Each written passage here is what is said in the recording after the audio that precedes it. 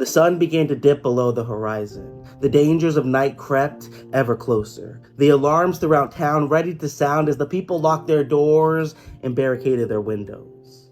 And yet I stood alone, with nowhere to go, hiding behind a few bales of hay, wondering how I would survive yet another night. My grandmother told me once that the world wasn't always like this.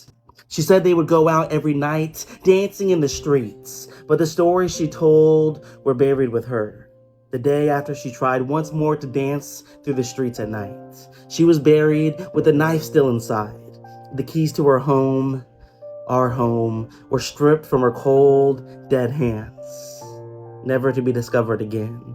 And now, the sun had fully set. The stars were beginning to shine.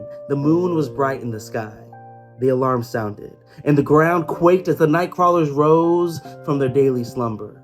Vulnerable and scared, I buried myself more and more within the bales of hay which rested just a few hundred miles away from where my grandmother and I once called home. But no more.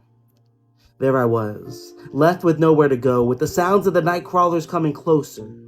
Closer. The growls, the screeches, the bloodthirsty clicks of the tongue. For weeks I had survived like this, hiding in various locations like the bales of hay, waiting the night out.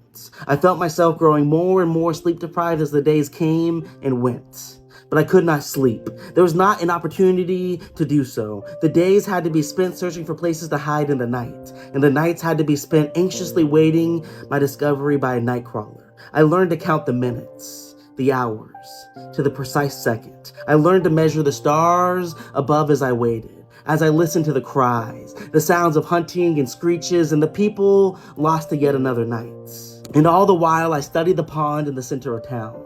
I watched this restlessness. I waited for it to reflect the first glimmers of a rising sun. I waited for it to finally come to life, indicating that the night was over. I waited for the first frog to creep out from the water.